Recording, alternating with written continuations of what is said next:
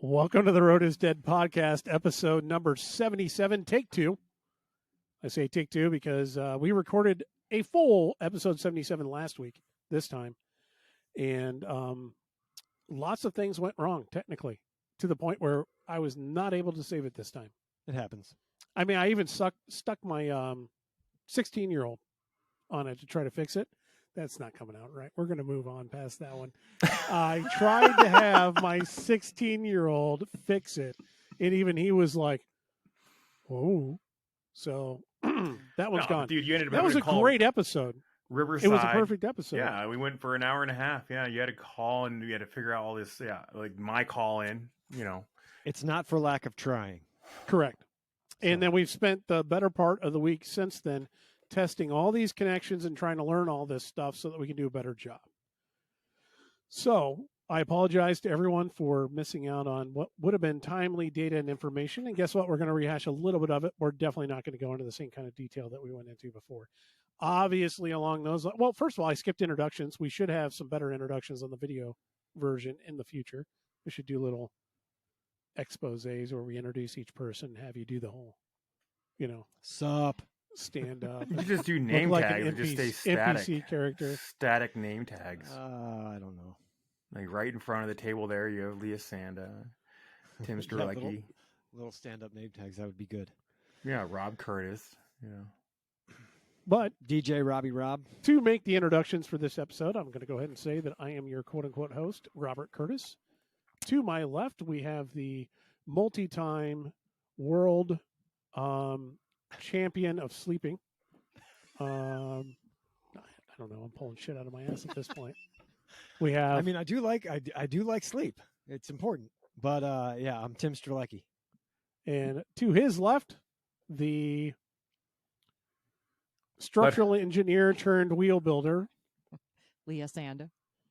And then, of course, we got that Olympian and ex-pro cyclist over in Colorado by the name of Mike Friedman. That's right here, Mike Friedman. All right. Did it get? It's me. It's Mike. Hey, it's Mike. Love it. Jumping back in, full bore. We have too many topics for today, so we may not go into full depth, and we never know what we're going to spin off on. If you've listened to the podcast, you already know that. But the one that hit the news last week that we spent most of the time talking about, obviously, was going to be the Specialized layoff. Last week, Specialized announced a layoff of 8% of their workforce, about 120 individuals in the United States.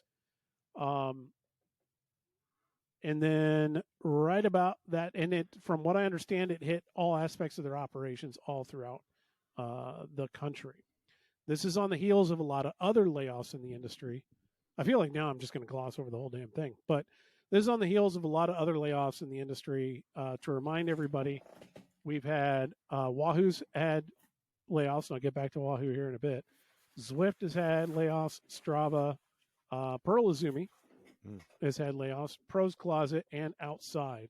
And the Outside layoffs were more of a decimation of the entire media industry in cycling. That one's a fun one to talk about. If we cared about the media side of the business, sorry guys. We just care that it's gone. We don't really know enough to talk about it. Outside of that, some of the optics were a little messed up too, because right on the heels of announcing this layoff, they being Specialized, went and bought the old Pearl Izumi building in Colorado. And don't know what exactly that's going to mean long term. I know we've posited that possibly it might be used as a customer experience center. I know that whatever employees work for Specialized that weren't laid off are probably thinking to themselves, do I feel like moving to Colorado where that building is? Because that's probably going to be my future. And where is that building there, Mike? You're near it. It's in Louisville? Yeah, Louisville, Colorado. Yeah, it's just a couple miles down the road. It's a nice space. It's a nice place to live. But I think what your point is you lay off all these people and then you purchase the building. I am for $14.9 million too. Yeah, but who bought it? Was it Specialized? Was it Cinyard who Specialized bought it? Specialized. Yeah, that certainly doesn't look good when you fire off all your employees it's not all their employees, it's 8%, but still, when you're laying off people and then purchasing a building, but I'm sure there's a strategy behind it that makes sense business wise. But I don't know. I'm never for laying off people, I mean, unless it makes a lot of sense. And I know some of the people that were laid off and they're good employees. So, retention is already hard enough. So I don't know if that was, who knows? I don't know. It seems unfair is what it sounds like you're getting at. Yeah, I would be a little extra salty if I got let go and then read that my company I was just let go from spent $14 million to buy a building. Yeah, but it's real estate, so that True. transaction doesn't just go away, and they could have signed a long time ago. Like it could have just been timing. Right. Yeah, deals like that can take a long time to come to fruition. But I was just running some quick math because, I'm an engineer, so I need a calculator. That 14.9, granted, we all understand that you don't pay for a building all up front. There's a debt load and everything else. But let's just say they did $14.9 million they spent on a building divided by the 120 people they laid off would have been $124,167 per person. And I guarantee you they weren't making $120,000 working there. The people they laid off. I don't know, maybe one or two were. Who knows? Yeah, but that's not how Specialized is looking at it. That's not how corporations are going to look at it. They're looking at it as earnings, expenditures, investment, right? I have an easier time of looking at it as from the employee standpoint, like, you want to have your job, just not even that long ago. What was the podcast we were talking about where they were losing their influencers? They eliminated their ambassador program in the adventure cycling segment. So these are all big moves in terms of getting rid of people that are already hard to retain. You want to retain your people, but what's the sale? What's the ratio of income that the company is bringing in? And then what's the decision to cut all those ties, employees to ambassador program and then acquisition of real estate. Again, that acquisition of real estate, I don't think is a fair thing to throw them under the bus for, because it was probably in play for a long time. It had to have been. You don't just go buy a $14.5 million building. You know what I mean? Are you sure? I've done that like 2 or 3 times in my life. Maybe it doesn't. Yeah, maybe, I don't know. Yeah, you'd like to think that took a while to come around. I don't know, though. It's even firing your staff, like letting people go is not a decision that is, because there's a whole policy that goes in place with that, or they, or they being let go with any form of, like, what's the release package look like, like severance and things like that. Yeah. And, how does there was no information that I know of that was released. You said 2 people that were let go. Yeah, and they were very good people, like very, very. Not to dive into their personal experiences, but what information could you share? I mean, were they? I can tell you working this much. In the same area. I can tell you this. I don't know that they were working in the same areas, but I do know that they were very, very proud to be Specialized employees. And they shared as much, and vocally and image wise, and like we're very happy to be where they were, and they are hard workers. These 2 people that I am speaking of, like and they're knowledgeable in their field, deal well with people, like all the things you would want to have in an employee in that realm. We're not just talking like, sales on a bike shop floor. You're talking about like a different level of experience, so. But not to say that you necessarily know, but what level were they within the organization in terms of seniority? Like, had they been there for quite a while? Were they more 5 years in the area that they were working in? I think one was 2, maybe 3. The other one was 4 or 5 years. Last in, first out. So who knows, man? I mean, who knows? There's been a lot of layoffs in and it's not just it's not just Specialized. There's a huge Amazon and UPS, and I could be wrong on that actually. But I think I did see something about Amazon cutting quite a significant number of their staffing. Yeah, I think I'm wrong on UPS. It just sounded good to throw in there because I was saying Amazon, but I think Amazon is definitely in there. But I don't think UPS has, but I mean, especially listening to our guy, definitely haven't. because he's like, oh, we just lost all of our temporary people that were, over the holidays, and now we're having to work like triple time and add on, multiple shifts and hours, and they aren't super happy about it. But that's my guy, He Yeah, may but just don't they hate get it. paid? Does he get paid for that triple overtime? I'm sure. I'm sure. Yeah. I'm sure. Anyways, it's out of the realm of what we're talking about. I it's just interesting. I think it's interesting timing with the building, and I think it's a real bummer that so many people have been let go out of the industry that we want to see thrive. But also yeah, It's in line with what the industry has been going through, though. I mean, it's like I said, we've seen so many layoffs at so many different organizations, and now let's take a look at the big three. You got Trek, you got Giant, and you've got Specialized. Specialized has had two very large cuts. Large being that we talked about them. The ambassadorship program being cut, I don't really consider to be a large loss, but we'll just say that they got cut. But so where does that the other big three? You got Giant, and you got Trek. Giant late last quarter on December 28th, they announced that they were going to extend. They were not going to pay their suppliers. Basically, they were pushing off their payments to suppliers. I don't remember the amount of time. I think it was like 45 days. 45 days, yeah. So they were going to push out their payments 45 days. Now, during that same time, their sales are up 14% year over year. Our average for the last 3 quarters, if I can look at my notes here. Yeah, they're asking for a 45-day extension. And their stock dropped 8% on that news when they announced it and they put it out there. Now, they assured everybody that in the article they were saying, Giant's doing well. It's very cash fluid, and all these great things. But my question that stuck with me was, why would they still push it out then? Why would they ask to push it out? And anybody that knows anything about business knows that you start looking for those terms and you start looking for more time when you don't have Cash. and you don't have the cash to pay the bills because Sales are down. Well, Typically. or you're overextended. Like Specialized could be overextended with, they have all the supply, they have all those locations they just purchased. Trek's kind of in the same boat. You haven't heard much from Trek. It's just kind of what you were saying last time, actually, is like. So that's kind of where I'm getting at is whether people realize it or not, and I don't have anything to back this up, but the idea is that Trek, even still to this day, is getting a lot of their frames made by Giant and sent to them, or bicycles made and or assembled by Giant. I'm sure somebody will correct me on it, and that's fine. But we all know that Trek has spent a hell of a lot of money buying up all sorts of bike shops all around the country and getting more and more retail locations. They just went on a spending spree the whole pandemic. And now they got inventory piling up. It's common knowledge.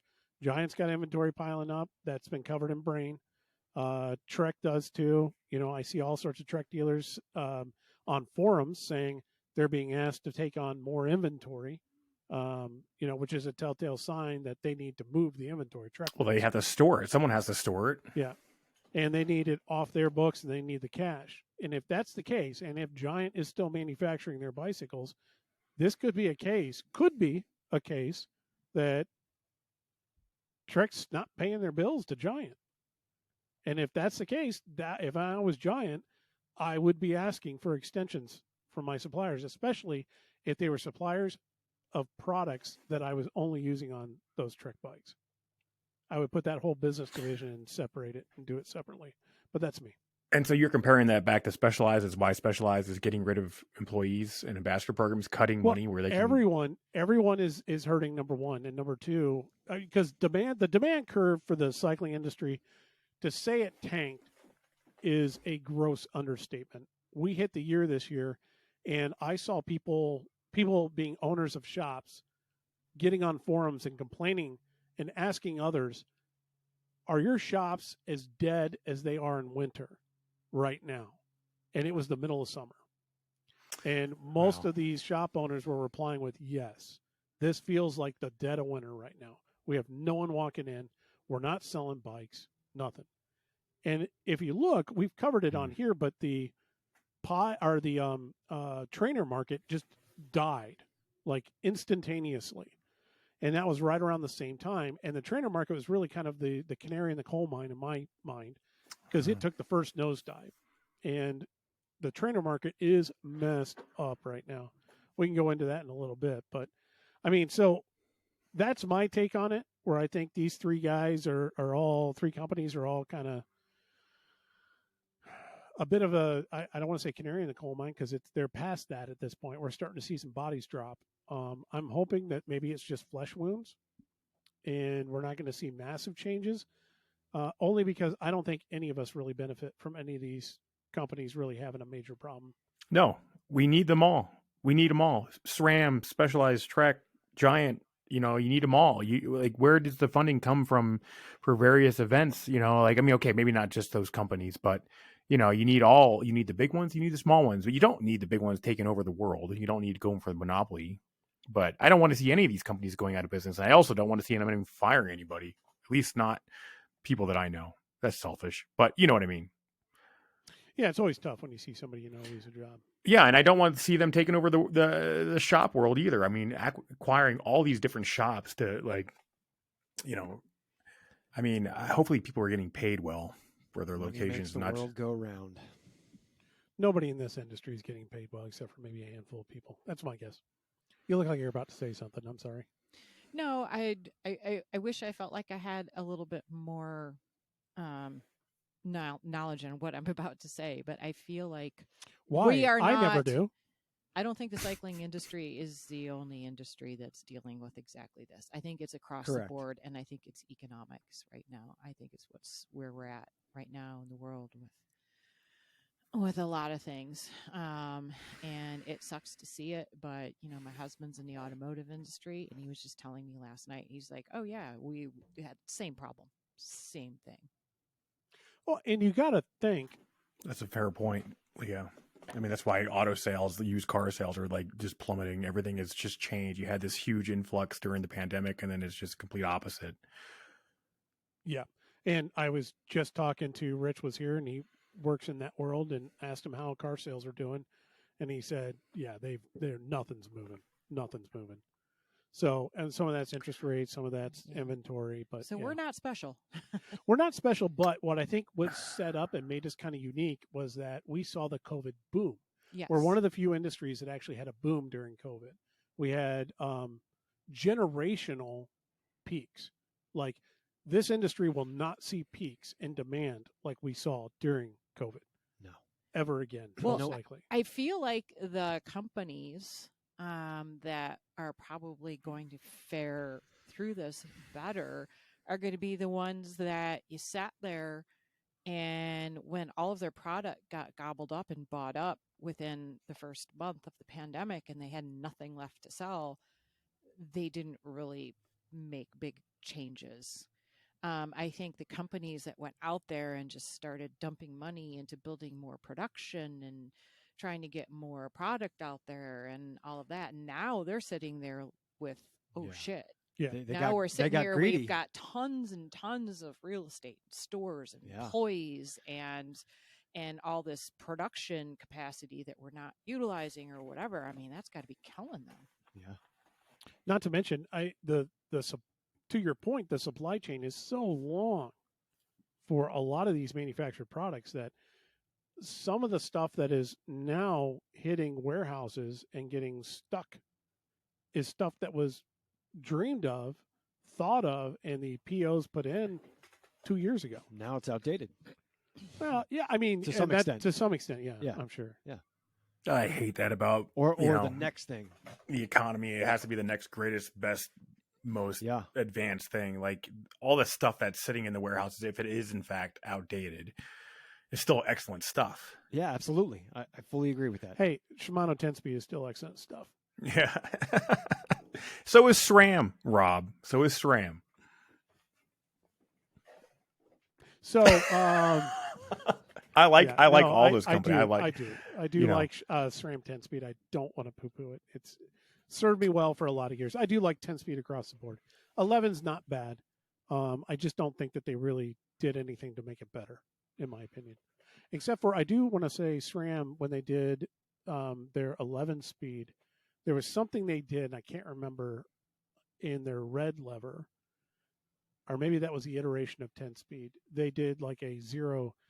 They had a name for it, some marketing name for it. So congratulations to the marketing team over there. But I don't remember it. Where they eliminated the free throw on the shifter. So on that lever itself, because before then you would start to push it, and it would have some travel before it would actually start to move the rear derailleur. And they eliminated that to where the second you were pushing it, it was moving the derailleur, and it sped up their shifts quite a bit, gave it a better feel. That was a really good iteration. That one and yaw front derailleurs. I really like yaw front derailleurs. Now, generally, it's accepted that people do not like the front end shifting with SRAM drivetrains.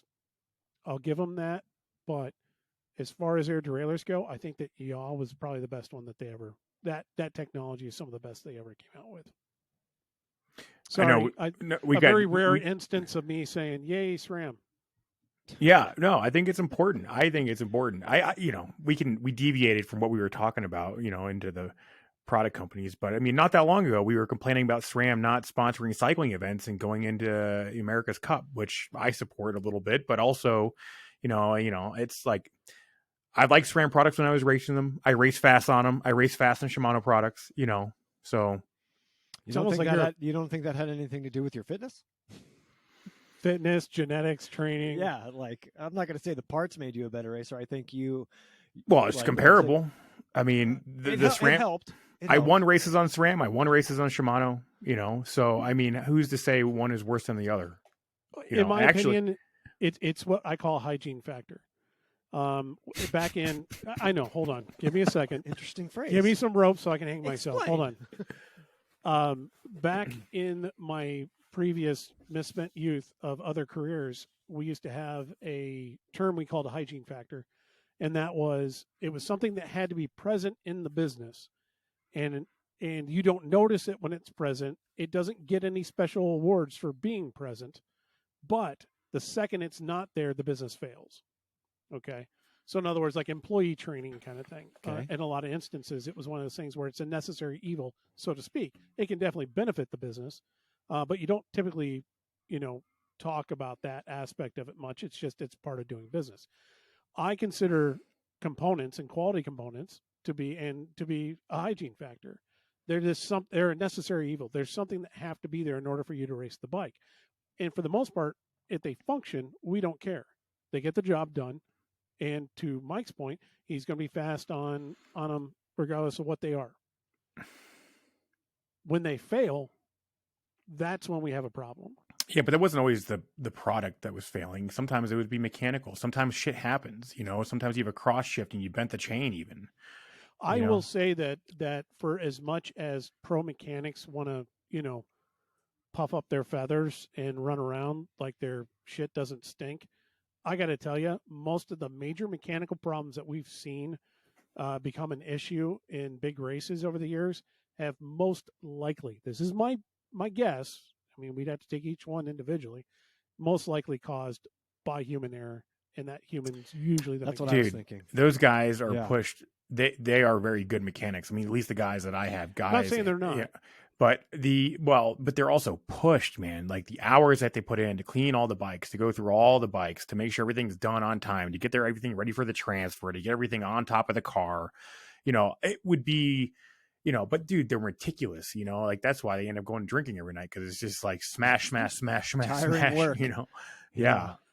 So I would agree with you. I think a lot of it could be human error, but dude, I mean, if you don't tighten down the 4mm bolt or Torx, whatever that is, to the, because you were adjusted something and you forgot because you were pulled into doing something else, and all of a sudden that shifts over when you're doing a shift, like that can be a catastrophic thing in a time trial. It's, I mean, it's, Yeah, you can't make mistakes, and that profession weeds people out if they make mistakes or have a propensity for making mistakes. But everybody makes a mistake from time to time. It's just that It really sucks when those mistakes are very visible. I'll never forget Tour of Utah. I was in the time trial, and I was started after Mike Creed. Mike Creed. I don't know if you guys all know Mike Creed. He used to ride for U.S. Yes. Postal, Discovery or whatever, and he was coming the other direction. We were on TIA Cref, and he's coming, and both his cranks, he's pedaling like this. It slipped, so Oh, good God. and they had to follow a car behind me, and because I'd been in the breakaway the day before, so I was the GC guy, and I don't know why, because the next stages were going to be climbing, so Creed was going to fuck me up on the climb anyways. But well, you're you're going full gas. Fuck you, Damo. As a mechanic was at the time, that's I think I would have stopped if I was in that. I think I would have stopped. He did stop. And something's wrong here. I'm going to get off. But that's an example. Like Damien was a very good mechanic. It just was a mistake, right? And you got to just go with the flow. And as an athlete, as a professional athlete, you got to learn how to take those mistakes and go with it. Now, that can be a very hard thing, especially if you're a GC guy. I don't know if Mike was going his best form then. He was having back issues pretty early on. But it was TIA Cref, so it was pretty early on, but you've seen this happen in pro tour races, Tour de France, guys get off and throw their bikes, and it's like, what do you do in this situation? Do you blame the bike? Do you blame the mechanic? It's like, okay, you're like, fuck, like, how do you handle that situation? I think there's a fair share of them that tend to overreact, prima donna. Well, yeah, but I think a lot of them tend to overreact and get pissed off, but it's about just the reality of the situation. I think a lot of them realize that shit happens and racing's racing, and there's a reason why after we the call fact. it racing. Yeah, after the fact. Riding. Yeah, when your adrenaline's pumping in, you have everything going through your system, and like it's easy to get upset and overreact versus being calm and collected in the moment. Yeah. Now, there's I'm sure a small few that absolutely 100% blame the individuals that they see as being the fault. Well, if the mechanic was out getting drunk the fucking night before and, not sleeping because they were out partying, that's a problem, right? That would be a problem for me. If you're putting your whole, you trained, you put all this time into this thing, and then you have your mechanics going out there and getting smashed and going to bed at, fucking 2 a.m. That's a problem. And then having to get up at 5 to get shit done. That's a fucking problem, dude. Yep. Most professionals. But that wasn't happening. I guess I should I should be clear. Like, I don't remember that being a thing. Like the mechanics, they realize what's at stake. Yeah. Now, that being said, I've seen a lot of mechanics drinking over the years. I haven't seen a lot of drunk mechanics, but I've seen a lot of mechanics. There was something recently just came out. Does cycling have a drinking problem? Because it's always cycling and beer and cycling and alcohol. And maybe they're right. That's a separate issue. This is a separate issue than we're talking about. I saw that story. I didn't read it. I was interested in it. I would like to read that because we have always loosely referred to our team. My apologies, Tim. We have always loosely referred to this team as a drinking team with a cycling problem. It should be the other way around. We always thought it was funny. Dude, right? Alcohol is it's more addictive than cocaine. Bingo. Right? So if I don't know. I haven't had cocaine. I know I'm a loser. Right. What the fuck am I saying? I never had cocaine either. I have no idea. So we're going to steer this direction. No. Yeah. No, it's a factor and issue. We were talking about mechanics in bike races and things. I was trying to come back to something. I saw something hit whatever feed today. I don't even know the guy's name. This is how out of touch I am. Tour Down Under is going on right now. You did the Tour Down Under, didn't you? No, never did. I thought you had been there like once. I was the track guy. Remember, I did track and roads. Yeah. I was always but like you track. Did Qatar, didn't you? Yeah, I did. That was so a cool you just race. Weren't cool enough to go to Australia. It was the other side of the globe. Qatar's bad enough. I know. Dude, Qatar was cool, man. It was a cool. Qatar. Yeah, it was cool. Yeah, that's what the people who have been there say. Yeah, no, I always say Qatar, but since we're on this podcast, I'll say Qatar. That's how you say it. I said if I could go back in time, I would definitely take advantage of all the free travel I could have gone. Like Qinghai Lakes. I never went to China to go to Qinghai Lakes. Like I went to Beijing, but Qinghai Lakes was like out in the middle of China, in the middle of nowhere. Like, it's like Beijing was cool too. That was a crazy experience. Like Taiwan was cool. Korea was cool. Like all these different, Cuba was cool. Ireland was cool. But like you miss out on like I was in Tasmania, but that was with Jamie Carney back before I was even professional. So if you could go back and choose and pick and choose your races, I had the opportunity to go. In fact, I had the opportunity to go to Australia, and I had I had a knee injury like in the fall, and I kind of feigned it more than I probably should have. Saying I didn't, because I was burnt out on travel at the time. And I like while I did hurt my knee, I could have probably still gone, and I kicked myself. Why didn't I just go? Fuck it. Like I had no reason not to go, but instead I chose not to go anyways. So the Tour Down Under bit, there was somebody that was in contention for GC and lost it. Sidetrack. Sorry about that. And he lost it because of a chain drop. And I just see the headline. Velo News had a headline, and it was like, Hope's dash because of drop chain, and That's instantly, I was like, oh, I think I know what this story is. I'm going to click on it and read it because it's my favorite. It's like watching a car wreck, It's like some weird obsession with some bad thing happening. And I'm like, I want to look at this. Well, you click on it and read it, and they go to great lengths to make it seem as though, just the jumble of getting ridden into and bumped or whatever ended up with the chain off the small ring and pinned between the small ring and the frame. We've all seen that happen. We've all been a part of, something like that happening. You get that that kind of thing can happen. And I honestly don't know what components that individual was riding on. But I'll tell you, I instantly looked inward and went, I might have a problem if I came running to this, hoping to God I would see a bunch of people, because I ran right to the comments, because I'm like, oh, yeah, no, it's on. People are going to be complaining in the comments, pointing fingers, and, well, if he'd been riding this, it wouldn't have happened, or, that kind of stuff. And yeah, that's probably not the right activity for me, but that's the enjoyment I get out of pro racing anymore. I will say, in your defense with SRAM, is Shimano, like when we switched from Shimano, I never saw those little arms that guided the chain that like protected it from falling off. The only reason you make something like that is you have a problem with stuff falling off. Yeah. Right. I mean, the only reason you make, like I didn't have that on Shimano.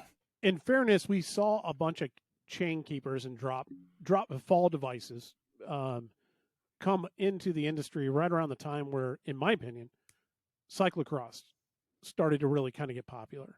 Right. And to race cyclocross at the time, we didn't have one by setups except for homemade ones. To race cross on a 2x, you had to be so it was careful. Like a fool's errand. And when you were off the bike, you needed to make sure you didn't jostle the bike too much, drop it, bounce the chain, because we didn't have clutches and rear railers, and you would just bounce your chain off all day long. Yeah, and that's when all those chain fall devices started to come out. I remember seeing Dogfang or whatever, the first one that I think came out. K-Edge had great ones when those started to come out. So in fairness, I think those started to come out there. And then it just kind of lent itself to the roadside when some components on the roadside started to come out that tended to want to drop chains a lot. And they needed a little extra added safety in that front shift. I don't know which chain drop device I was using once. The chain must have hit it with so much force that it flexed it and it shoved the chain down on the inside anyway. Ooh. And then I was super duper screwed because now you're not getting that out by hand. No way. I had to physically, probably either take off the chain catcher or loosen the crank or something. I was like in the middle of an event. I was like, this is not coming back up.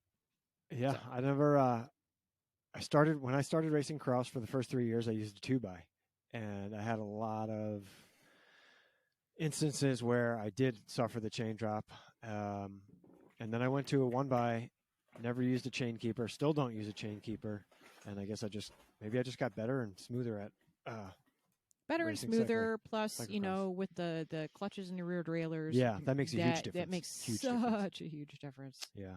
And the wolf tooth with the taller teeth. That's all of that's that the added go-to. up to a lot better. Yeah.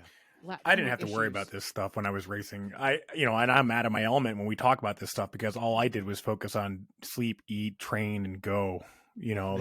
I would show up. Yeah, it was nice, dude. It was living a dream, honestly. My shit would come, and now it would come so dirty. I would show up and this stuff would be clogged full of, stuff in the back derailleur. You just train on it, and like I was never that meticulous. Now I'm much more meticulous about it, Yeah, because you got to do it on your own.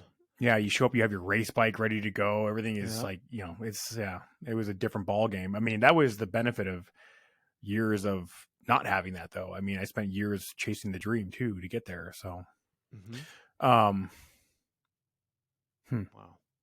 Yeah, I mean, it makes a difference. The technology, to your point, the technology has improved so much.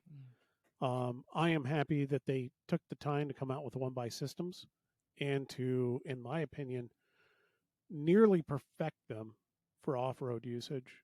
And I personally, on the road side, cross side, whatever you want to call it, I give SRAM full credit on that. Shimano had no interest in being a part of that. Well, the other thing with SRAM was lightweight. So if that's what you're saying in terms of like the chain guard stuff, if you can mitigate that.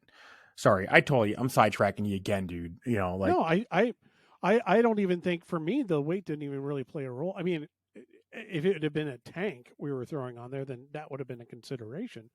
But I don't even think the weight was really even a factor for us. It was that we were cobbling. We knew in order to get bikes to work the way that they should, we had to do so much on the homemade side to get it to work well that it was hard to find parts. I had to find 130 BCD 40 tooth chain rings. Yeah. That was really hard to do. Absolutely. And then they would be a 42. Then I had to get a 130 BCD chain bash guard, basically. And that was almost impossible to do until we got KCNC. What was it? K-Edge. K-Edge was doing it. And then once you had that, it was like, well, now I need a chain fall device, K-Edge, to lock it in. So you had your chain ring that didn't have narrow wide. You had a bash guard, and then you had your finger over the top, your chain fall device, basically encapsulating that chain so that you could sit there on the side of the bike, grab the top of the chain, and just start yanking every which direction, and it wouldn't come off the chain ring. And that's what you had to do if you didn't want to have a chain drop during a race, because those springs in the back of the rear derailleur had almost no resistance on them. No. And it was to give it that smooth road feel that you want in road shifting. What we love about Dura 7800 and how buttery smooth it is what makes it a shitty group for cross. Mm-hmm. I was taking Shimano derailleurs and drilling extra holes to even take that one spring and back it up a couple spots so that it would have more tension, kind of like a pseudo clutch. And that's what we did. And it was a pain in the ass to do that for a long time. We also had to use, I know I had to take Shimano mountain bike 9-speed rear derailleurs and run them on Shimano 10-speed systems to get the throw that I wanted for the right gearing in the back if we were going to run a 1x setup. And if we didn't have the right gearing in the back, we would run a 25 anyway, 27 if it was a really steep hill, because that's what we did. And then they came out with all this stuff, and it became, instead of me having to fire off 20 POs for 20 different parts to put one little drivetrain together, it became I'll buy that group, click in there. Oh, and it comes with disc brakes, hydraulic, perfect. Love it. So I don't know. Everything's changed now. Yep. I feel so antiquated, actually. Yeah, everything we're talking about stuff, and then you think about the tech that I was on and still ride, and what it is today, and it's a very different ball game out there. What drivetrains, generationally, speed wise, were you riding when you started racing? Well, As we a were on junior? as a junior. I mean, Yeah. it was, like I had, man, I mean, used like, I mean, I started on my dad's Mossy, so I had bar and shifters, at the very beginning, and Wow. and then it was like I Your don't first race you're in, roughly how many cogs did you have? 5, but that's because that's what we had. My dad Yeah. had his bike from when he was racing back in the day, and like people were telling me, "Oh, dude, that's such a cool bike." When I was, like, I mean, they had 8-speed then, so 8-speed, 9-speed, yeah. so I think 7-speed. they had 7-speed when I started racing, but I had a 6-speed free wheel, 6-speed free Yeah. wheel, and down tube shifters. On Down my tube first shifters. race Yeah. bike. I used to And think the raced, my barns first are. race was with toe clips. Yep. Yeah. I mean, that's that was before. This shit's so freaking expensive, dude. Like That was the was thing. I cut so much grass in my, still, like, yeah, it's But, okay, still so expensive. Yeah. Here's a good Yeah. point. We just had a very long text from Dustin. If you're listening, Dustin, and he's got a lot of good points, and I think we should probably bring him on at some point and be on the podcast to talk about some of this stuff because he's still fairly new to the sport. And one thing he kept going back on is this idea that it's just so damned expensive to do this. I have heard that time and time again. Here's the thing, though. Going back to the 80s, guess what? It was damned expensive to be in this sport. Mm-hmm. I mean, I had to wait for my first pair of actual shorts. They had to be on sale, before I could ever afford them. Dude, I used to pray. Like I used to like that's all I want. I want, yeah. I would go and I would spend hours in the bike shop walking around looking at everything. Yep. And then I would go up to the clearance table that they always had and just hope to God they would have something that I needed on that clearance table. I didn't grow. couldn't Yeah, afford it otherwise. exactly. And I grew up.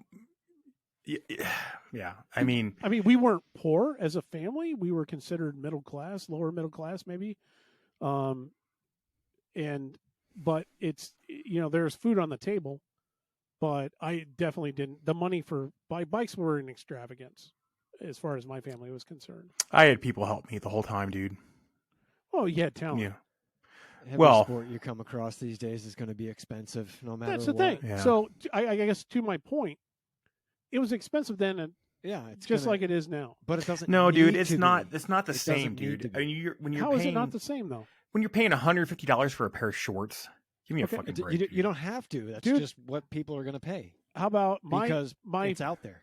$50, $60 back then was like $150 to me now to buy a pair of shorts. Yeah, it's always been it's expensive. more. It was more then to me than it is now. I could come up with $150 for shorts, hell of a lot easier than I could come up with $60 back then. And I remember the first pair of shorts I bought on clearance. They're for $30, and I remember my mom reading me the right after spending that much money. Yeah, but that is like it's a restriction, for families to have their kids race bikes, for anyone to get into cycling, it's a restriction. When it's so expensive, I mean, but that yet they'll spend a ridiculous amount of money on hockey and a bazillion baseball games every year. that's a fair thing, Leah. That's fair. And it's like, right. Okay, yeah, I get it. A bicycle is expensive, but some of these other sports, you would think, okay, well, how expensive is it for the baseball uniform? Well, add up, all the games and everything. In hockey, we know is, just the fees for the ice fees, the equipment, ice fees and everything. Yeah. I mean, that stuff really adds up too. I mean, so it's a choice. There isn't anything out there that's a hobby, so to speak, that isn't ridiculously expensive in its own way.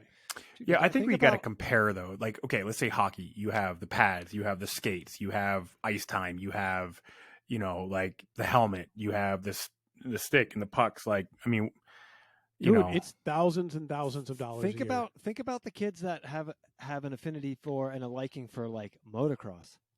That's what I was going to get. That is ridiculously expensive. Mm. Even before the economy is the way it is, that sport is insane to get into. I mean, you got families that are taking out second, third, fourth mortgages just to support a kid's hobby. I used to do go-kart racing and make manufactured parts for go-kart racing. And at that time, it was a sport that a lot of kids were doing. They had little Briggs 5-horse divisions that they were doing. And the rolling chassis in the 90s were like $1,800 on the low end, just for the rolling chassis. Now I got to buy an engine, put it on there, and a bunch of other stuff. And not to mention, I remember track fees for one weekend were like $250 or $300 just for the weekend for the track fee. Yeah. And then the tires for that weekend, were like $300, $400. Yeah. Not to mention your gas to drive to the place. Not to mention the gas for it. Yeah. The Mhm. race fuel. There are ridiculous hobbies out there. Case in point, friend of mine, don't know if you're listening. You can correct me later if I get this wrong. I won't say your name. Has some daughters who play soccer, football for our European listeners, of which there are a few. That's cool. And when they were part of a club system, and they're good. Not like, they're good. They're good. We're not going to be on the U.S. team at some point, but they're good. And the club system, they have to like apply to be on different clubs and be a part of the club system. It's kind of like the rugby system, from what I understand from what you've told me, Leah. Mm-hmm. There's clubs, you apply to be on them. When you're on them, you have to pay fees just to be on them. And he told me something like they were paying anywhere from like $3,000 to $6,000 a year just in the club fees per kid. What are they getting out of that? What are they getting out of that? It's the access to the coaching, the facilities, and whatever, to be in to go to their whatever, be in whatever leagues, to go to whatever games they have in those leagues, to get those opportunities to do X, Y, and Z. And It's an ROI, no right? Yeah.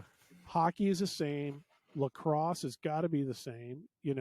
All of these sports, baseball, who knows what football's like. You got to think maybe basketball is one of the cheaper ones. How about pickleball? That's all in the rage right now. Yeah, in retirement communities where everybody's a swinger anyway. That's not true. No. Have you played pickleball? I haven't. It seems like everybody's playing it now. It's the new It's one. pretty fun. I don't know what the costs are involved with that. It'll burn out soon. Doesn't seem like it's probably a very expensive sport. It's not, but there's court fees. But there's actually people. I read something. There's somebody associated with the cycling industry that's going full bore into the pickleball industry now. Whatever. It's like ping pong. Just you're standing on the court. It's like a cross between ping pong and tennis. Yeah. I'm a little fortunate that my husband's hobby is way more expensive than my measly little bike racing hobby. He's into motorsports. Yeah. Motorsports are on a whole new level. But okay, so here's the thing. Motorsports are outrageously expensive. And what always blew my mind being associated with motorsports, we would go to some backwoods dirt track somewhere in the backwoods of Indiana, because that's where I spent most of my life. And if you've been around Indiana much and you understand what I mean by backwoods of Indiana, there's not a lot of nickels and dimes getting rubbed together around there. Mm-hmm. And you would see vehicles that look like their last legs were like 10 years ago, hauling up some trailer with some completely dented rust bucket looking sprint car thing sitting on the back. And yet, every hill jack you can imagine would pile out of that vehicle, back that thing up, fire up some engine that they've spent God knows how much money on and fixed. They have another engine sitting on the front end of the trailer in case this one blows, paying their fees, throwing their gas in and everything else. They find the money to do it. And they find the money to do it because it's their hobby. It's what they want to do. Yep. The same thing is true for cycling. And that's my contention, is that it was expensive in the 80s. It's expensive now. I think it's ridiculously expensive at the top end now in terms of the equipment. But we all know I got this Cannondale, CAD 3 sitting right behind us, old Seiko frame with Dura-Ace 10-speed on it. that I could give to my son, and he can lose just as many races on that bike as he can on a $10,000 one. Nobody caught that. Yeah, No, I did. I would agree. Yeah, Poor there's- kid. but not Yeah. not the losing side of things. It's also he could probably win just as many races too, depending on what kind of races, especially criterions. Sure. Give But him some what Aero are socks you and it saying? might We be didn't catch different. the Cat 3 back there, or what are you? What No, are you throwing? I'm just saying Curtis's don't win races. Outside of that, what I'm really saying is that it's not the money. A lot of people want to go and say the money keeps me in the sport or keeps me out of the sport or keeps new people from joining the sport. The reality of it is, though, we have all seen somebody show up at a race with a 20-year-old bike, 30-year-old bike, and kick everyone's ass. We've all seen it happen from time to time. Talent is talent, and it will almost always win in that scenario at a low level. And then when we see that happen, what happens as a community? We all do this. We flock around those people. We recognize the talent. We give opportunities. We fix problems when they come up because that's what we do. So, I mean, somebody that comes to the sport, gives it a shot, who cares what bike they're riding? We all know that. It's not holding them back. I've always been under the impression that everybody's got the talent, though. It just needs the practice or the technique, or the time. So you're a 10,000 hours kind of guy or whatever it is, 100,000 hours or whatever. Yes and no. I mean, you know what I mean by that? The Yeah. idea that if you do something for 10,000 hours, like practice strategically with it, You'll get good at it. anybody can become a top level person at anything. If they Yeah, put that I time think in. anybody can do anything. I almost wholeheartedly disagree. Getting back to Dustin now. Dustin, You cannot polish this turd. Dude, Okay. yes, but you can roll it in glitter. You can. It will be a shiny turd. Definitely be a shiny turd. The but glitter will stick. You hit that I love climb it. and I love it. this shiny turd's going off the back. Man, that is such a positive thought. I love that. I'm positive that this shiny turd would go off the back. I disagree, dude. Anyway, I'm sorry. So, to get back to Dustin's point, though, he came from a running background. Yeah. So even if he has to replace his shoes every 6 weeks and he has race entry fees, that sport is cheap as dirt relative to cycling. Absolutely. And 100% valid. And the risk of having somebody take you out resulting in a broken collarbone and a broken, worst case, he destroys a shoe. Equipment costs relative you could to pull that. a hamstring, you could. Yeah. There's injuries you could have. Now, but- granted, he wasn't sober when he went on this rant to us, so we still have a chance. Why are you throwing him under the bus? Because, admittedly, he said he was.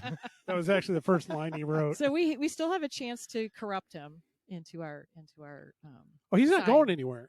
He said, he goes, I like gravel because it's not the same. And I like cross because it's not the same. Meanwhile, I'm thinking, I have seen so many major injuries come from cross, over the years, as opposed to my worst road. injuries were from cross and mountain bike. Well, yeah.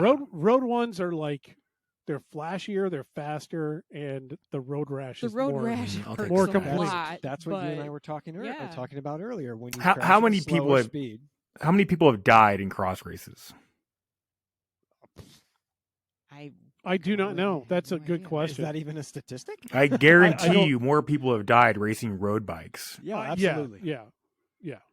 Absolutely. But But I think that the rate of injury, like the people will probably crash more often in cross. They have to. The terrain and technique and conditions are very different, but the catastrophic accident is very different in road racing just because it's fucking road racing, dude. You're throwing yourself down on pavement or hitting shit at speed, Yeah. But we're talking about two different things here now. So, but yeah, the injury rate I'm sure is quite high in cross, right? Just how you fall, Leah, when you fall down, if you don't know how to fall. You're falling at a slower speed, so there's more weight concentrated on whatever area of the body you're falling on, and you have more of a tendency to get hurt. Whereas when you crash at road at a higher speed, your momentum and just all that's just gonna take you to wherever it wants to take you, and you'll just have a ton more road rash. Yeah, you get road rash, you get more glancing blows, and if you have a hard thud, you're going to have a bad day. Every But, crash is different, though. yeah, right? That's correct. That's and correct. it's cross or road. I mean, you can walk away from crazy shit on the road and be really impacted, like you're saying, Tim. Like going slow, and cross and really get injured. I think, and I've heard this before, and I can kind of see that to give this point, that in a road event, you're a lot of times you're kind of at the mercy of the people around you taking you out. Whereas mountain biking, cyclocross, generally you have a lot more control over your destiny there by how much risk you are willing to take versus the technical features of where you're riding. real quick, I will give you that, except for on the roadside, it's still up to you because you have the decision to put yourself in a different place. But that's me. It's true. Equal points, both of you. I didn't want to stop you if you were still going on that. No. I kind of concede that because I do feel more nervous when I go crit racing. I think because of the people around me that I don't know what they're going to do. If they do something, Totally. I am so hyper focused on what everybody around me is doing and noticing the twitchy people and giving them space and everything. Whereas cross or mountain bike or whatever, it's like me having to figure out. I totally get that. Yeah. So, I mean, I don't know. At the same time, I would say I totally get that, and I totally endorse that viewpoint. I think it's very valid and very true. I also think, though, that we have all experienced a lot of newer or less experienced racers talking about a race after the fact, and it's always about the other riders. Always about the other riders. And you know as well as I do, you're smiling and nodding at this point because you know as well as I do, when you start hearing that, it's that embodiment of that phrase. Whenever you point at somebody, there's three fingers pointing back at you. Mm-hmm. For anybody. Thumb. Oh, the so and so totally cut me off and pinched me off in the turn and and my thought is, and why were you in a position to not foresee that? How happening? did you not foresee that coming? How did you not learn after the first two laps? Why were you not thinking about what was going on in the race and getting away from that? And to me, it's always that if you're constantly talking about how bad other people are racing, you suck. You need to get the hell out of where you're racing and get to a different place. You need to recognize it. You need to move the fuck out of there, and you need to get around other people. And you're probably there because you physically can't get to the other place. And that needs to be more of it. You're riding above your ability. Or you just don't have the ability don't have it yet. To get right where it's going to be safer up there, but you don't have the physical ability yet to be up there.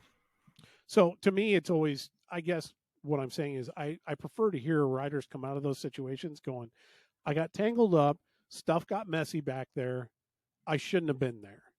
I know I wasn't supposed to be back there. You'll never hear a rider point blame at them. I do. We do. I hear better riders come off of races going, yeah, it got squirrely. I knew it was going to. I was in the wrong place. I'm an idiot. Or you took a risk, Yeah. But this gets to the whole, and don't tell me. I love everyone who has ever said this. But if you come up to me and tell me you're boxed in, yes, please take some time for some inner reflection and really think about that concept. I will give you that it can happen. It can definitely happen to the point where you absolutely could not have done anything else. Once, maybe twice. After that, learn your lesson or realize you're not really boxed in. That's my 2 cents. Or increase your power so you can back out and then just hit the gas. Always leave Always an yourself. My option. coach has always drilled that home to you when her clients would come to her, athletes would come to her after race and say, I got boxed in. She would look at them and say, that's your fault. You screwed up. You should always make sure you have a path forward. Always be looking up the road. If you're sitting ducked in behind wheels and then you got boxed in, that's because you put yourself in a bad position. She would never let that be an excuse. I mean, like It's you time said, for me like to you shut said, up and let you. there could be a time or racers two talk. where sometimes, but I will look at it like if I could not get out of where I was at the end of the race and just couldn't make the move I needed to make, and I was feeling good that day, it's just like, you know what, shame on me. I let myself be there. That's why I always tried to get in a breakaway so I didn't have to deal with any of this bullshit. It's also why the lead out's so important too, depending on what, team you're riding on. If you're racing, depending on what category you're racing in, the racing changes, right? If you're racing Cat 5 to even category 1, unless you're racing professional in the US or in Europe, like the lead out doesn't really, that's not true. There are teams, that, but the lead out prevents that, is the whole idea of doing the lead out, right? But Yeah, I mean, there are tactics that can come into play. There's a lot of things that go around, but to your point, that's the whole point of a lead out. But when you have every other team personally- doing lead outs too, then you still have the boxed in issue. You're just going 36 miles an hour. The Yeah. grand majority of every single amateur team out there does not have enough strong bodies to make an effective lead out at the Or end know of how the to do race it. in the amateur ranks. That's if they're lucky enough Right. to have enough people around. They don't know how to do it. Yeah. But it's interesting. Like when I think about it, like, every time we did a lead out, like you always have 3 other teams trying to do a lead out as well. So it was always a shit show, dude. It was always sketchy. Yep. It was always, but I mean, That's part of the fun of it sometimes. and honestly, I do like that idea, Leah, of like getting boxed in and how do you get unboxed? How do you strategically get out of that in the moment? How do you think? What do you do with your bike? How do you position yourself? What do you think about the course when you're going, like, especially in criterium racing, when you know the course because you've gone through that corner, 36 times before you got to the finish, or whatever it is. I do like the strategy of it. And that's one of the beautiful things about bike racing is the strategy and the technique, and then also the planning. And then also, what do you do when shit hits the fan? There's some of that. I think you can teach some of that. And I think some of it is always going to come down to talent and instinct. A great example of that is your brother. First bringing him on to racing and watching him race, he was constantly asking me for advice. And it was after probably a few races of him winning, doing things that I never would have told him to do. I stood back and went, dude, you got better instincts to this than I do. At this point, I am not the reference that you need to be talking to. Not to say that you can't then look at other situations and learn from it and move on. But, to Scott Bowden's point about me, he always called me the best damn 2-lap crit racer. And it was because I just had an instinct for knowing where to be and where to put my bike. And I know you all know exactly what that feeling is, because you know where to put your bike and you know what you're kind of looking for. And a lot of that's instinct. Some of it's learned, and you can get better at it for damn sure. But there are some people that always find themselves in the bad spot, and there's some people that always know where to be. And, I will walk back what I said about, genetically, there is definitely a gift. There is a percentage difference. Everybody's a little bit different. We're all human, but we do have differences. The way you read a situation, the way your heart rate is, the way your power output is, the muscle fibers, the fast twitch, slow twitch, what you're good at, like it all, body weight, all that stuff it all makes a difference, And reading the situation, your experiences, the amount of time practicing, it all makes a difference. So, I think what I'm saying, is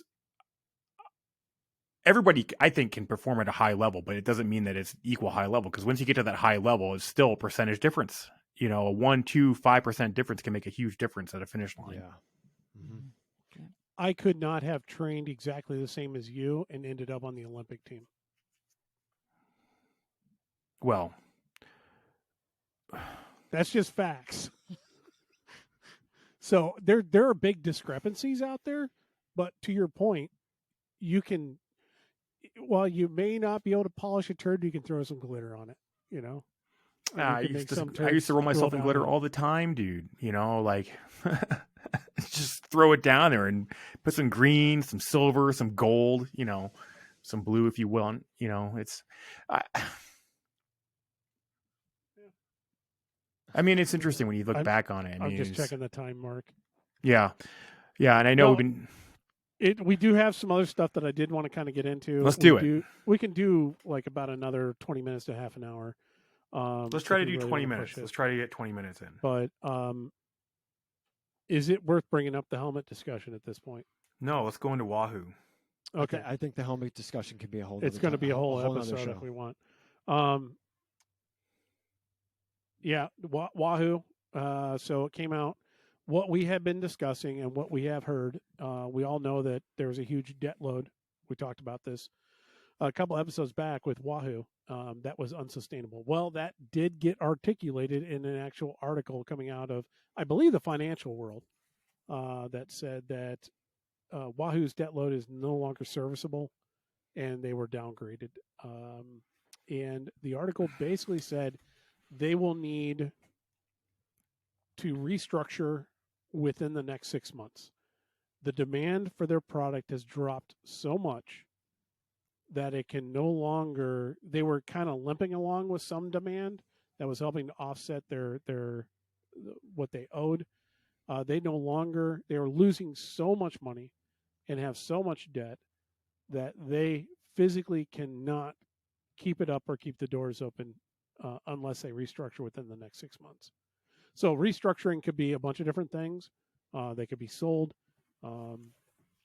They could be file some form of bankruptcy and be restructured, have their debt restructured that way. So there are options, but they were downgraded. They don't make enough money to support themselves. Something has to change within 6 months. That's the gist of that article. That sucks. It does, because they own my favorite pedals. Well, and okay, so that's the thing. What I like about Wahoo is how dynamic they are. Mm-hmm. If this was a different company in the cycling space, I would say, well, they're going to go out of business and walk away. I don't see that with these guys. No, they have great products. Yeah. And they have a good philosophy. Right. And they're diverse. They didn't just say, well, you know what, we're going to be the best cycling computer on the market. And that's all we're doing. No, they got trainers. They've got cycling computers. They've got pedals. They have power meters, as a part of those pedals. They have training software, training programs. Right, yeah. Mm-hmm. And now they own that system and everything else. So I don't remember the specifics, but I remember reading about whoever the founder was with Wahoo, and the whole idea was to basically improve the experience with everything that he was interacting with as a rider. Like, why does it take so long to do this? Let's find a better way of doing it. And that's why they're as diversified as they are. The product that they have, maybe not in every category it's the top, but it's damn close to it. To use the old Jack Welch thing, they're in the top 3, in my opinion, in every market segment that they're in. I think a lot of companies are just going through a tough time and need to do something along the lines of restructuring or something just to keep the lights on. Keep the lights on and reset to now where we are. And because so much crazy stuff has been going on in the industry through the pandemic. And, we just, I want to say we couldn't have foreseen how badly things would have dropped off. But I think we were all kind of knew it was coming. We all kind of knew that this was likely to happen, but a lot of people wanted to be optimistic that this was the new golden era for cycling. And the minute people start going back to work again, they're just going to tires are flat and their bikes are in the rafters. Yep. So whatever happened to all that bailout money that came 2 months after the pandemic hit? I mean, within 2 months, everyone needed all that bailout money, and now where is it, and I'm not, I know this is a separate issue, but like the government took back half of it. Yeah. And the other half ended up in personal bank accounts. Yeah, which is fucked. So fingers crossed that that whatever this is ends up putting them into a good place moving forward. And But how do you do that? How do they do that? Do they fire people? Well, What's the restructuring? okay, well, That's probably one way. We I need have part no of it. experience with this stuff. So. Yeah, I would say definitely that's part of it. Companies, It would be yeah. there are probably going to be some more layoffs, but here's the deal: is they're going to have to walk away from some of the debt that they have. Now, I personally feel like I need to remind people this debt. As Americans, we look at things and we say, well, if they have a lot of debt, then they've screwed up. They overestimated what their demand was. They designed bad products, something like that. That's what we think. Here's the reality of it, though. This debt isn't their debt. They had a profitable business, and they were bought out by a private equity company that brought debt to the table. And they had earnings that were kind of offsetting it, and they were functional, you know. I could be wrong on some of this, but I believe that the vast majority of that debt load is not theirs. It's not debt that they developed on their own. It was debt that was brought to them through acquisition. Now, it could be debt that's on the books as goodwill because they overpaid for the business when they bought it, but I doubt it. I think this is actual realized debt that was brought to them.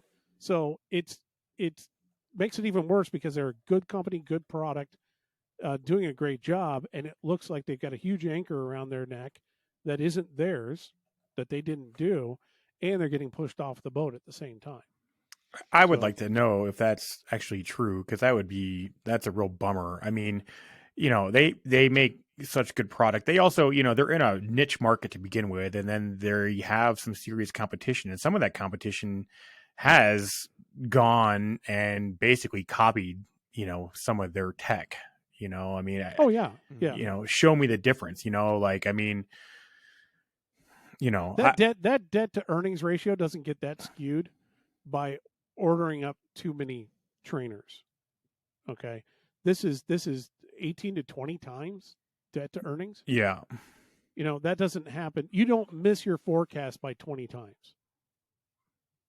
You know what I mean? Yeah. I mean, if you, I subscribe both to Wahoo and Zwift. I like both platforms, you know, for different reasons, you know, like, but you know, the more, and dude, I'll tell you what, Wahoo's got great customer service. I had an issue with one of my trainers. I fucked it up. I told them the truth and they replaced it for free. You know, like, yeah. I mean, that I will be a Wahoo customer. And now the person that you talked to on the phone was laid off because they didn't have enough money to continue. Yeah, and you got a new one because they gave too many for free laying around. I'm just giving you a hard time. Well, no, I mean, they are known for their customer service. To your point, I was blown away by it. I was blown away by it. You know, I mean, I screwed it up. You know, so I think, yeah, it's a real bummer. But you know, it's not what we want. But you know, yeah, and it's like you said, Leah said, it's like it's across the spectrum of industry. You know, but like, you know, it's pretty bad. You know, and I don't want to see them go out of. You know, it doesn't sound like they're going to go out of business, right? It doesn't seem like that. I don't believe so. I believe that they will be restructured under some form of bankruptcy or buyout. They'll become a small fish instead of a big fish. They'll have some obstacles to overcome, but the IP that they currently own, through their trainer tech and everything else like that, they cannot stop being a factor in our industry unless they are gone. Well, look at what happened to CompuTrainer. Yep. Well, but CompuTrainer got outclassed very quickly.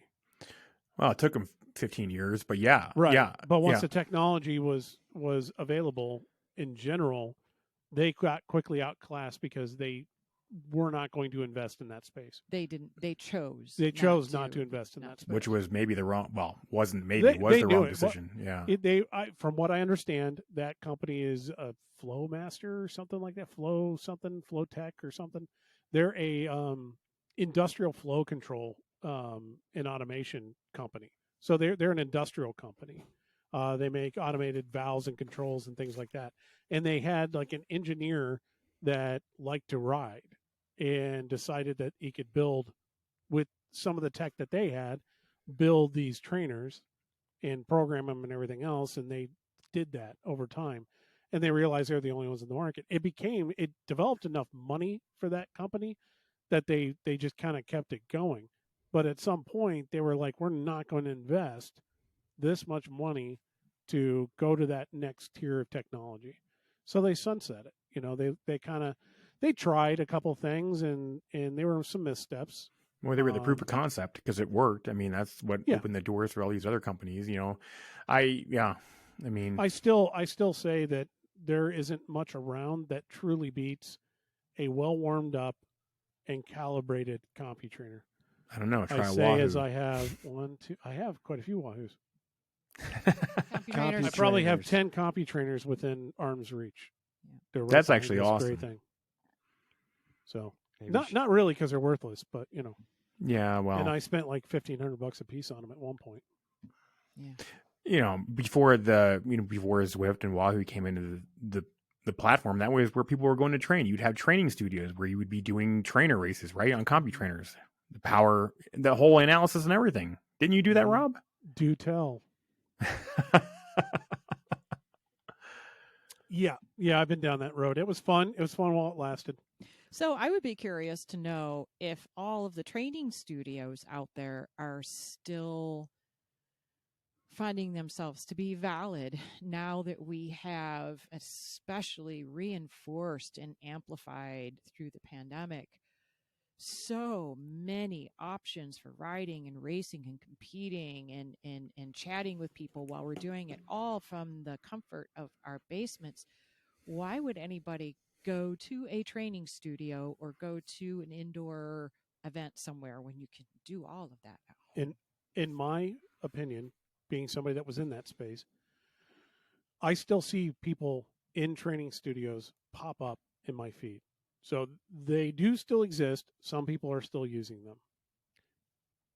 I cannot see how in the hell they are more at nearly the same level of utilization that they were back in the day. In addition to that, it's not a factor of having the equipment and the space. It is 100% a factor of who's running them. What coach is there? What following do they have? What culture have they set up? Very similar to, we can look at Peloton or any of the other kind of training things from abroad.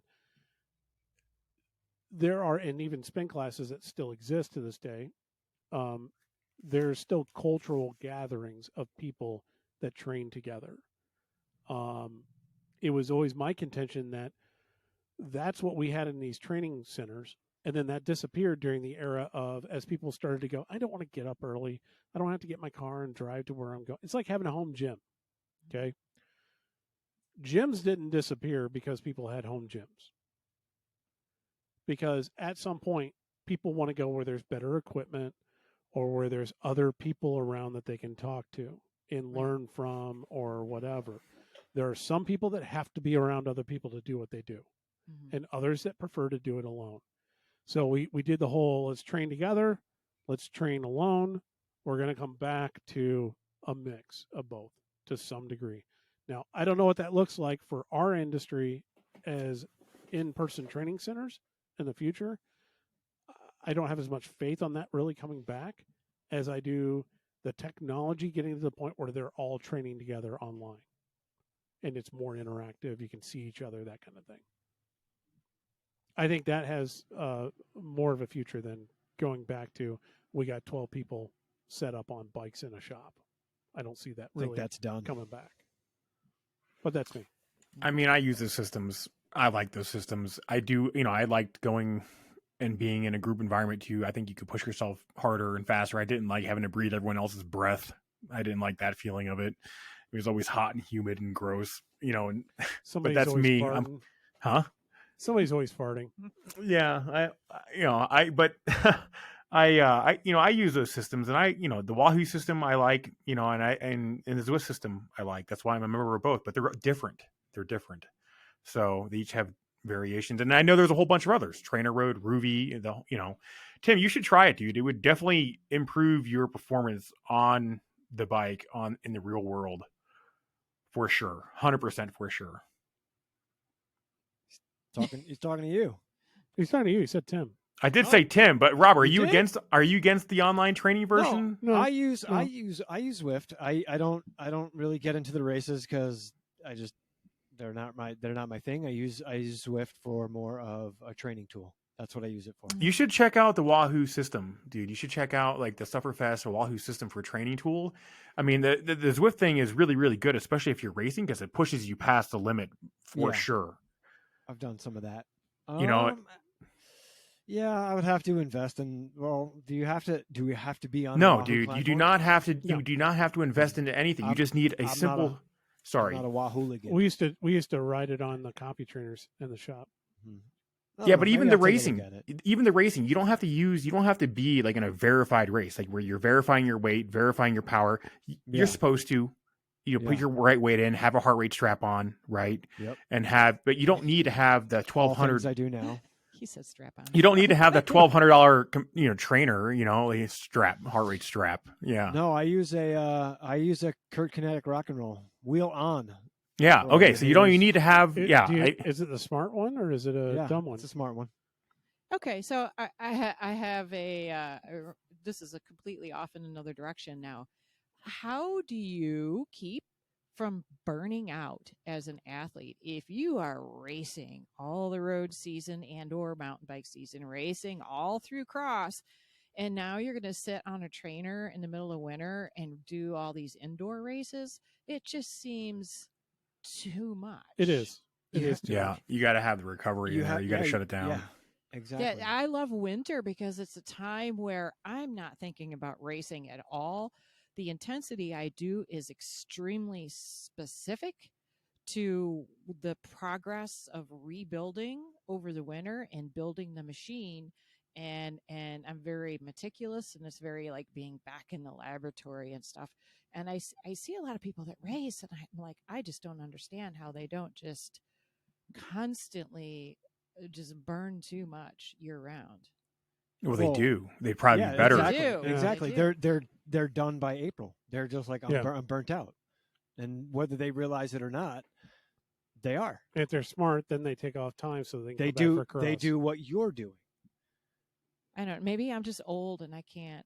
I can't do that all year round. No, you have experience, and an inexperienced athlete, quote unquote, will just race all year round, no matter what. They just want to race, whether it's indoors or outdoors, and they don't have that experience to know that, hey, you have to give your body physically a break so it can rebuild itself and it can absorb the last year of competition before you go and do it again. Reestablish it as a foundation to build on. Yeah, but also people don't always eat enough. They don't drink enough. They don't get enough sleep. They don't, Life like gets in the way.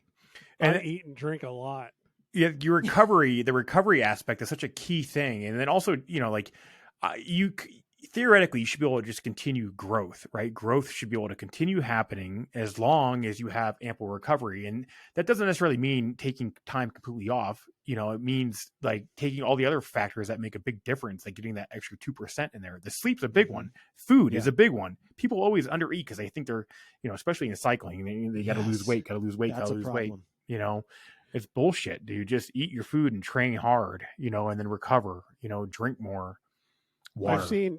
I have been seeing some things from some coaches that I respect that are talking about the death of periodization and how they can make the case that you can race consistently or perform consistently if you do these other things. I don't know what their whole philosophy and theory is, but I know that there's people out there making the case that you don't really need the periodization, like a build, off season, all that kind of stuff. But I can tell you from my own personal experience of watching racers intently for years, that they can't. I can't think of a single racer that can string together racing at a high level for multiple seasons strung together. It just doesn't work. Yeah, you have adrenal fatigue. There's all these. You have all kinds of different factors that are wearing. You're also doing massive damage to your muscles. When you're working out at that level. Yeah, their bodies shut down at some point after they have been beating their head against the wall with mediocre to subpar results. Their bodies eventually shut down and force them to take time off. And then they take the time off, and then they come back and want to tell everybody about how they discovered that recovery is a thing, and it's just what they needed, and they feel better than they've ever felt. And it's just like, yeah, but I mean, everyone knows that. You get your blood work done. You see where your hematocrit is, right? You see where those levels are. You get your inflammation test Mine's done. high. Your hematocrit? I've Yeah, got mine would be. extremely- Oh yeah. Yeah, you get your inflammation test too. There, see what your inflammation factor is. Like, that's such a Why big are you one. so slow? Exactly. I don't know. Anytime I get my blood test, I'm like 50 some odd percent hematocrit level, to the point where I'm above. They give you like the normal range. Mhm. I'm always above that. I know that I can't remember the specifics, but I know the last time I checked it, I wouldn't have to have any sort of rider to let me race. It's not above. I think it was at 55 or 60%, where you're like above the top limit, but it's definitely higher than average people, and it's one of the highest I've ever seen out of anybody that I know. Now, granted, that just means that my blood is sludge, and it doesn't move around very fast. I don't know why. I can never carry enough oxygen in my blood. I've had asthma my whole life.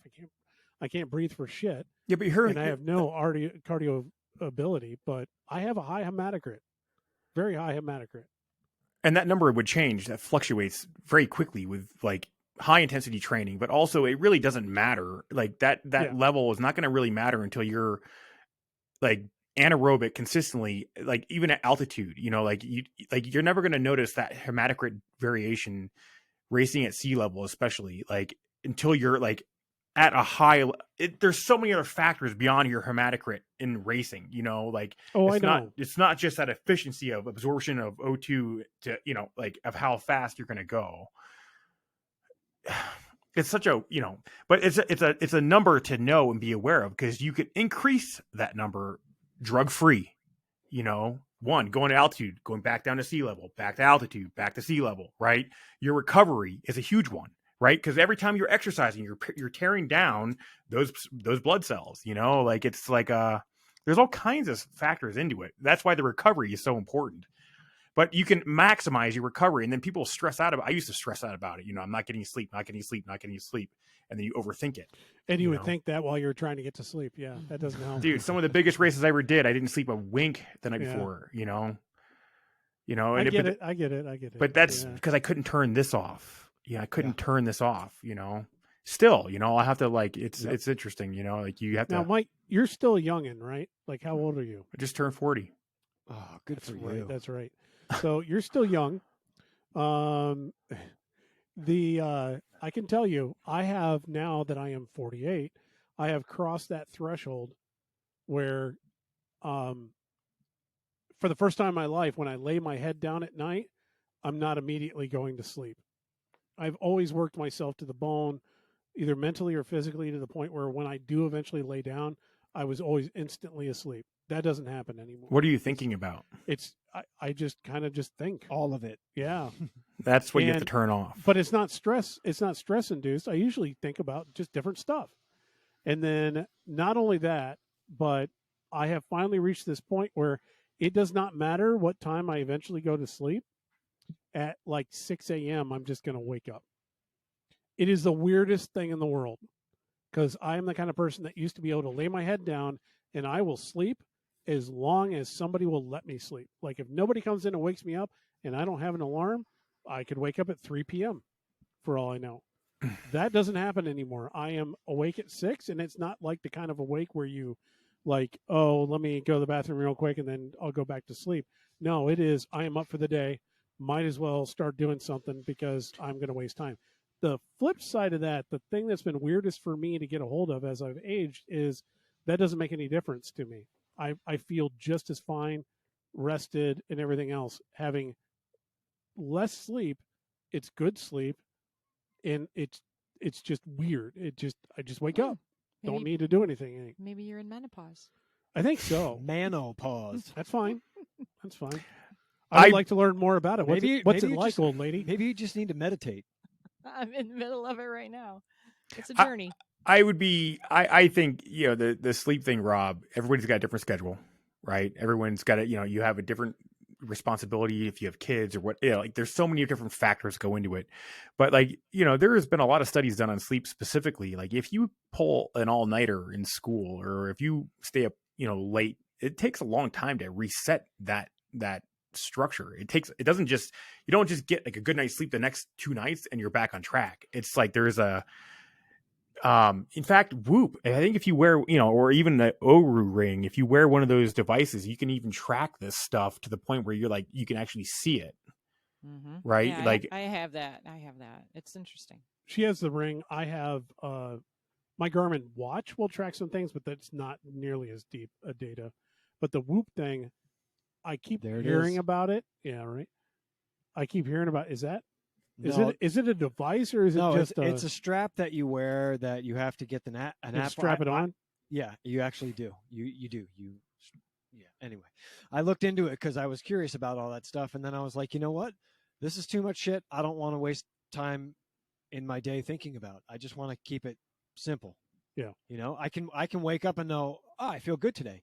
Or man, I feel like shit. I don't need. Yeah, to but the idea with that, Tim, is that you can track to where you can figure out why you feel good and what you can repeat to feel good. Super Sapiens is also where it's not a strap on it. It's basically it does have like a small little patch, right? Yeah, but it actually does have like a thread that goes into your body. But it's really fascinating, like to keep track of your blood sugar. Like even your stress factors, like that is really interesting. Like what gets you sparked? What happens within, like, is it an external thing that changes things? Like all that information, while it is a lot, if you can start to understand how it works and then how to replicate that in a way that you can have, if you're performing, especially if you're an athlete, I would have used this stuff nonstop, dude. Yeah.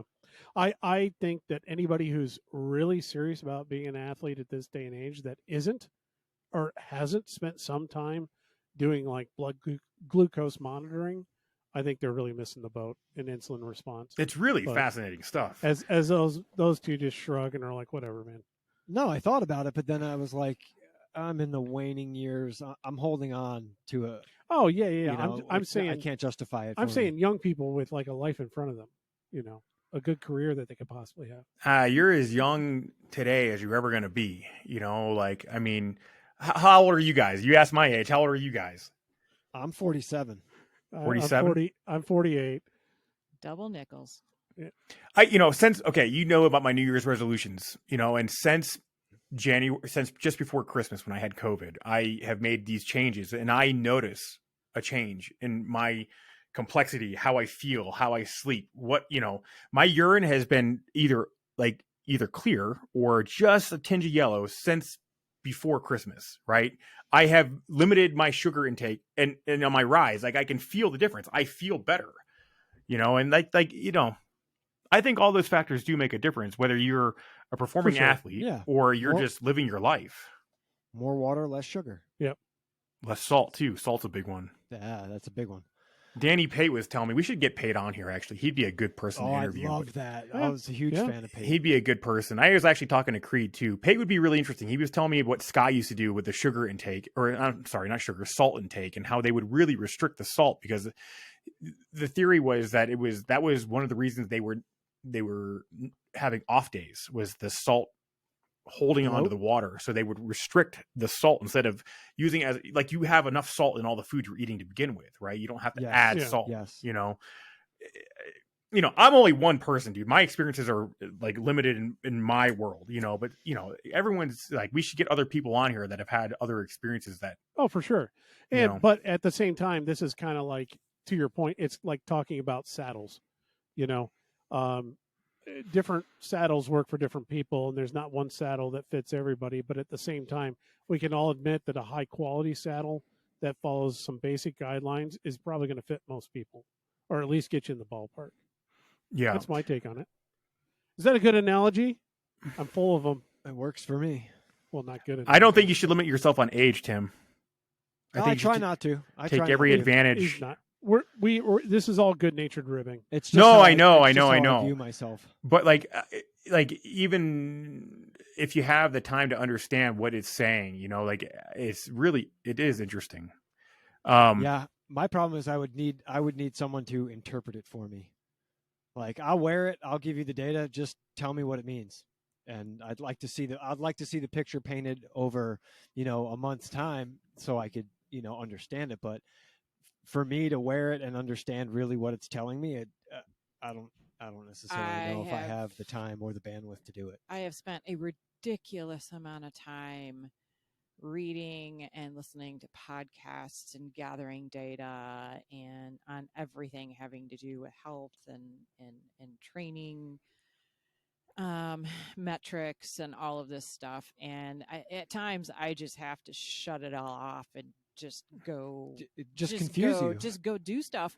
But it is fascinating. Yeah, and I understand I start to, every once in a while, I have a eureka moment about something I have been dealing with. I mean, for me, you bring up the salt thing. I actually push salt. I push extra salt. I put element salt in all my drinking water. I salt the shit out of all of my food. I want to get at least 4,000 milligrams a day to 5, and that's where I feel best. Ooh. Yeah. I also tend to have low blood pressure, on the low side of normal. I do not. When you sweat, when you sweat, Leah, do you have like deposits on your kit? Yes. Sweat deposits. Salt deposits. Salt deposits. Mm-hmm. Yes. Yeah. Okay. Yeah. Just clarifying that. I mean, I've seen worse than what I have for sure, but like I'm always having to wash the straps on my helmet and everything. You ever analyze your sweat? I'm the same way. I am a heavy sweater. I sweat buckets, and it is, I don't think it's just like excessively salty sweat, but it's just the sheer quantity of sweat. My sweat's salty, big time. Yeah, those are interesting. If you analyze your sweat, what is being excreted by your body there, and then there is an optimal place you should be, and then you go based off of feel. You should be able to rip. And I haven't tested all this stuff. This one, I just kind of went by feel, and I read a lot about sodium intake, and it was interesting. Actually, kind of got this along these thoughts when my son was dealing with an autonomic disorder, and he had a tendency to have his blood pressure get way too low.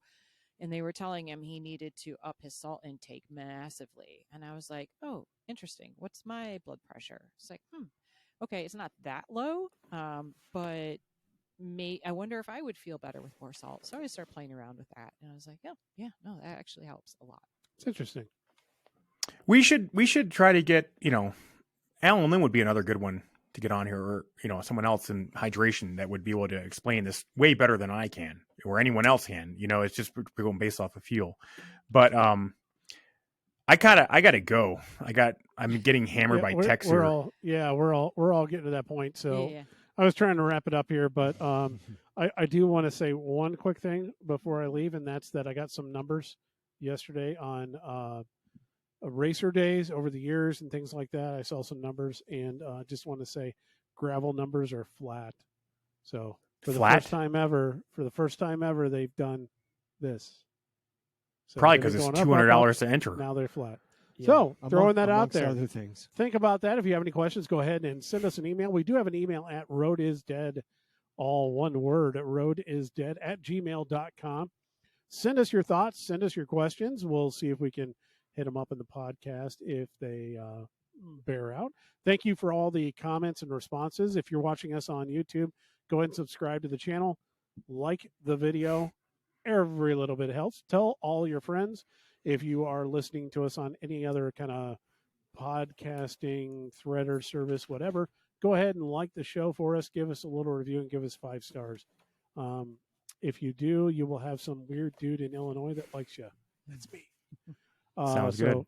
Yeah. Thank you, everybody, for listening. And thank you. Enjoy the ride.